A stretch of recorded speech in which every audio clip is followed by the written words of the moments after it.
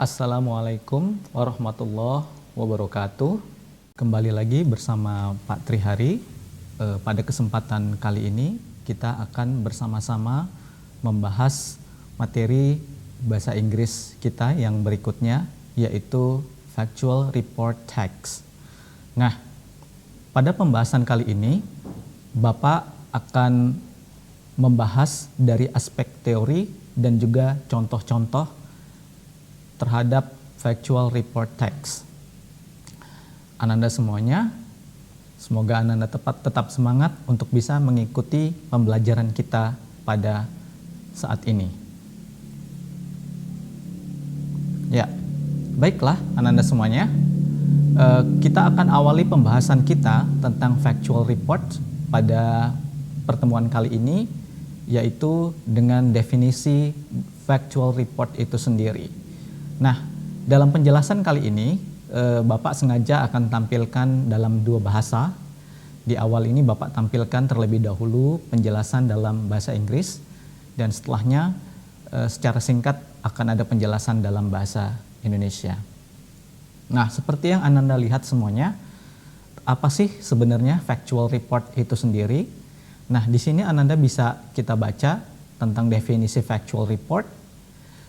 Factual report is a text that explains and elaborates some factual information related to particular object, matter, or things which are based on a factual occurrence, scientific and observatory, rather than giving theories or personal interpretation. Nah, jadi dalam teori seperti itu adalah definisi dari factual report Ananda.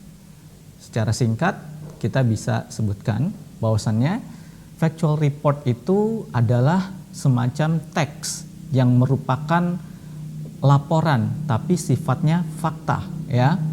Jadi laporan yang diambil itu dilihat juga akurasinya berdasarkan fakta, keilmiahan, dan hasil dari pengamatan. Dan factual report bukanlah teks yang ditulis hanya sebatas teori atau interpretasi pribadi dari suatu hal atau suatu fenomena yang terjadi.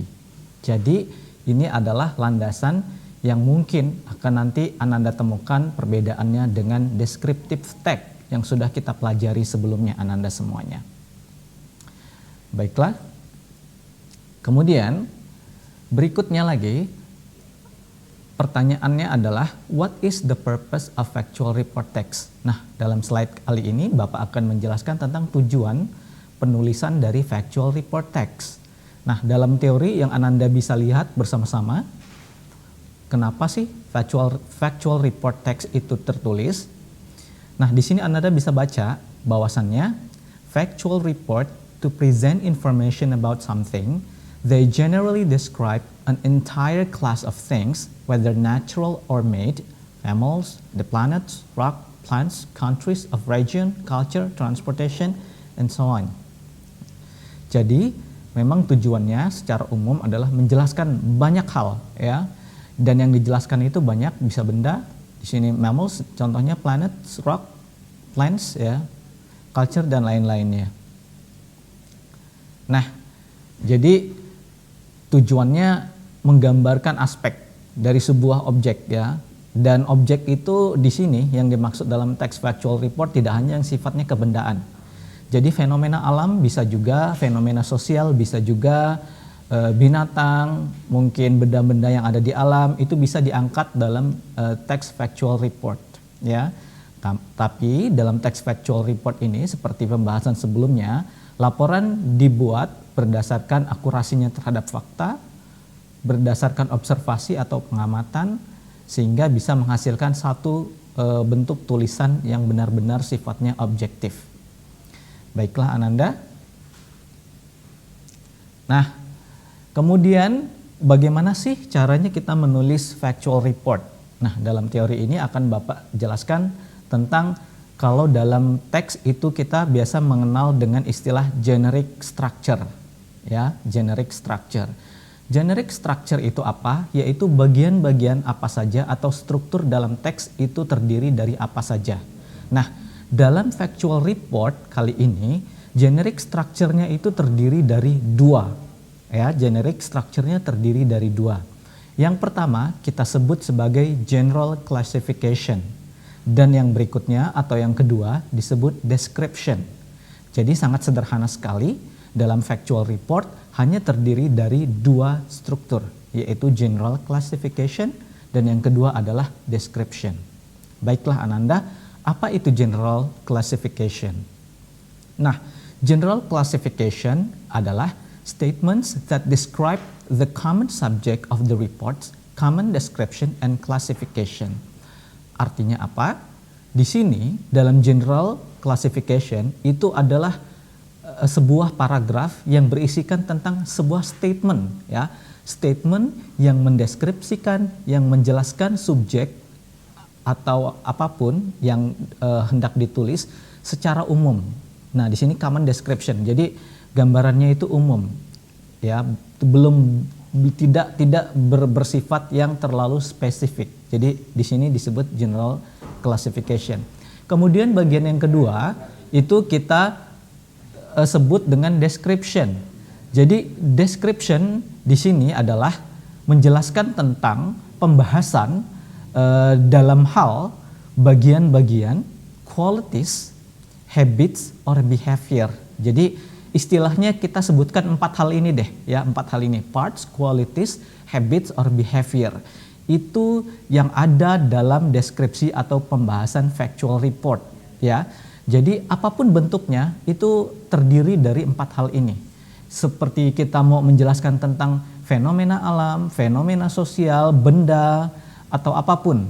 Nah, biasanya pasti ada 4 hal ini, ya.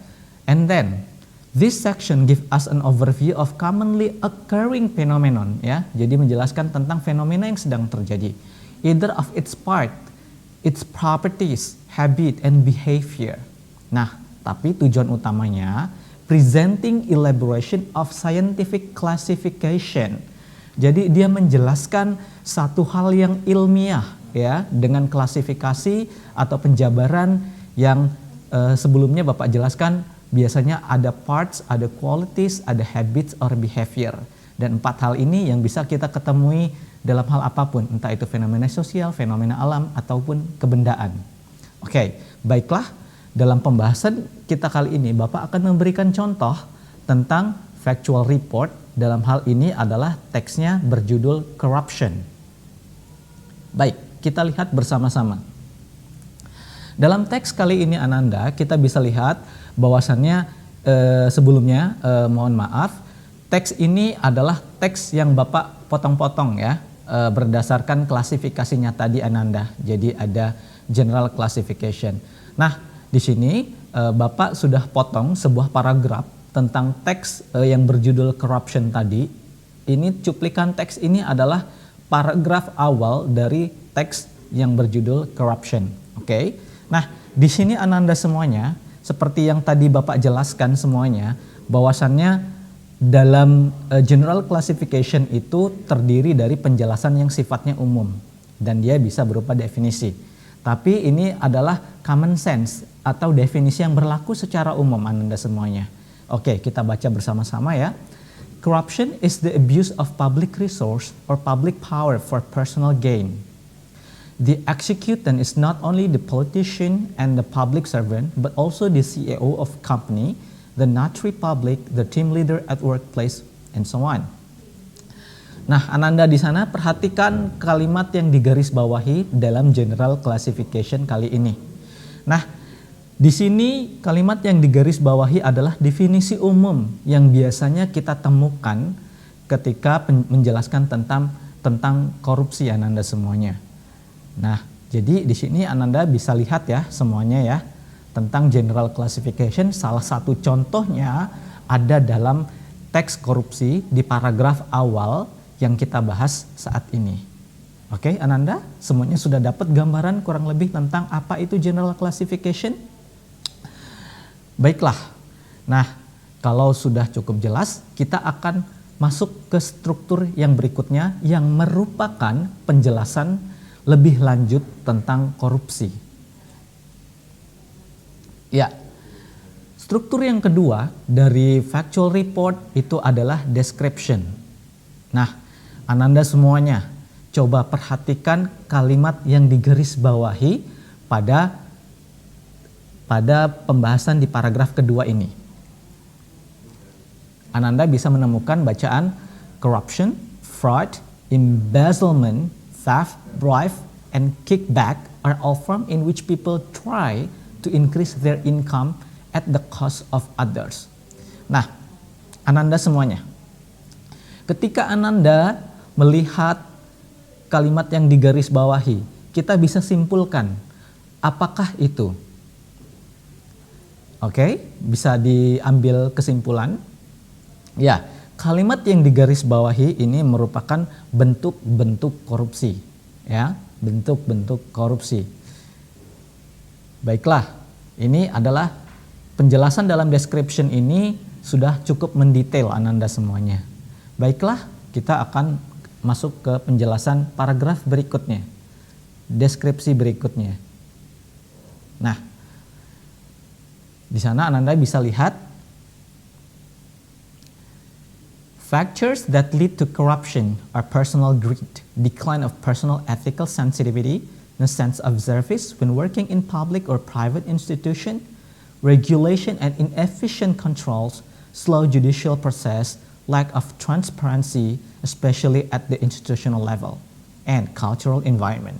Nah, Ananda semuanya, coba perhatikan kalimat yang digarisbawahi. Kira-kira maksud atau tujuan dari paragraf ini, dia mencoba untuk menjelaskan apa?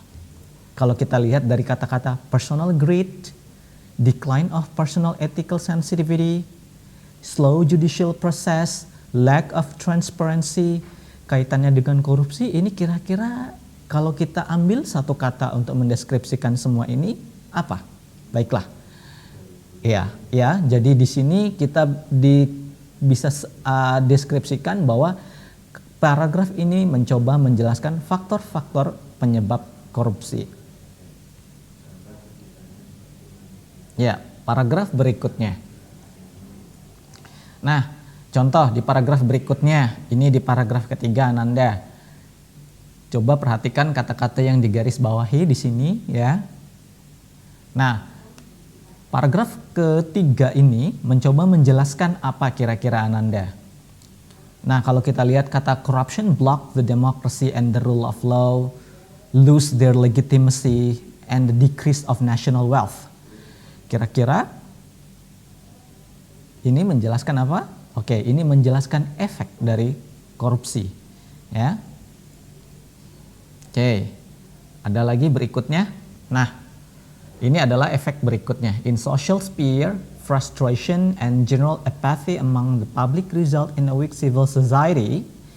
Demanding and paying bribes becomes the tradition. It also results in social inequality and widen gap between the rich and poor, increased poverty, and lack of basic needs like food, water, and drugs.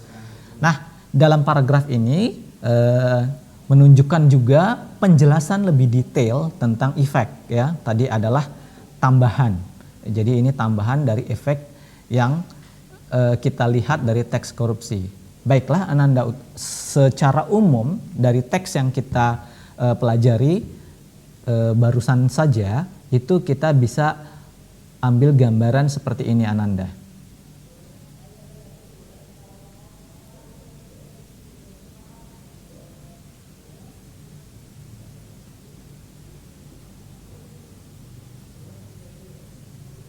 Oke. Jadi ini adalah gambaran umum dari teks yang kita lihat tadi, ya, corruption.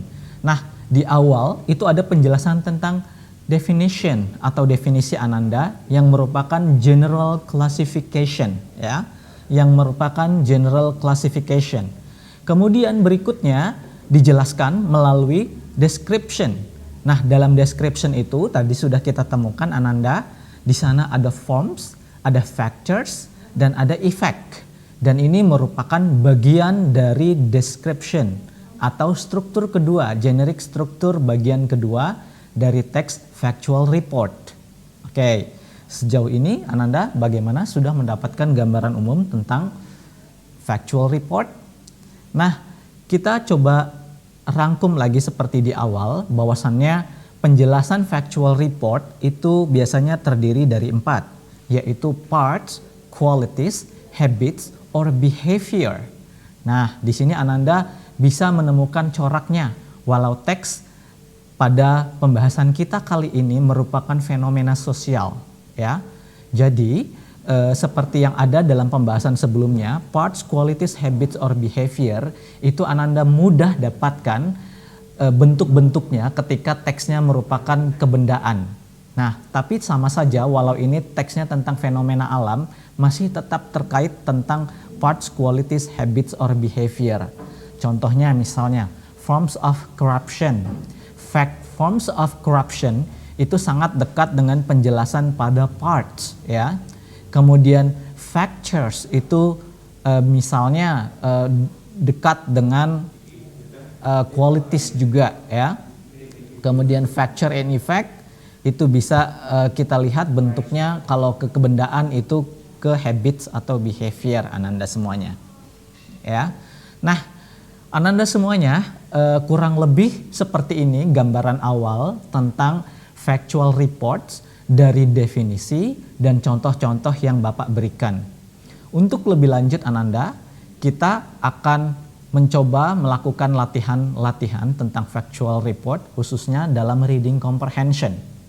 Bapak berharap penjelasan kali ini memudahkan Ananda dalam mengklasifikasikan dan memudahkan Ananda dalam proses reading comprehension untuk menemukan makna apa teks yang sedang dibaca.